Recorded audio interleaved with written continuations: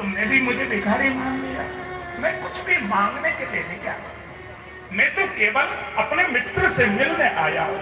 यदि तुम मिलवा सकते हो तो एक बार मिलवा दो, नहीं मिलवा सकते तो कोई बात नहीं। मैं इसी द्वारका के बाहर, द्वार के बाहर प्रतीक्षा करूंगा। कभी ना कभी तो मेरा मित्र बाहर जाने के लिए रथ पर सवार होकर निकलता होगा, मैं तब दर्शन कर लूंगा।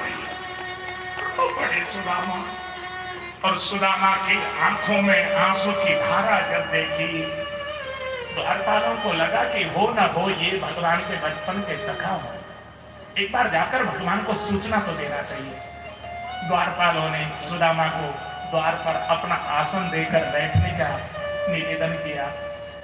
सुदामा द्वारपालों के आसन पर आकर बैठ गए और एक द्वारपाल झटपट वहां से अंतःपुर में गया।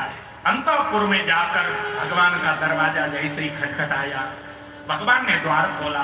द्वारपाल को डांट लगाई, द्वारपाल मैंने तुमको आदेश दे रखा था कभी भी उस समय में तुम भीतर मत आया करो, क्यों आए हो बताओ? इतना कहना था। द्वारपाल हाथ जोड़कर भगवान के सामने निवेदन करते हुए बोलने लगा, हे भगवान, आज द्वार पर आपका कोई बचपन का सखा आया है और उसने अपना जो होलिया बना रखा है ना, बहुत पतला दुबला ब्राह्मण है भगवान।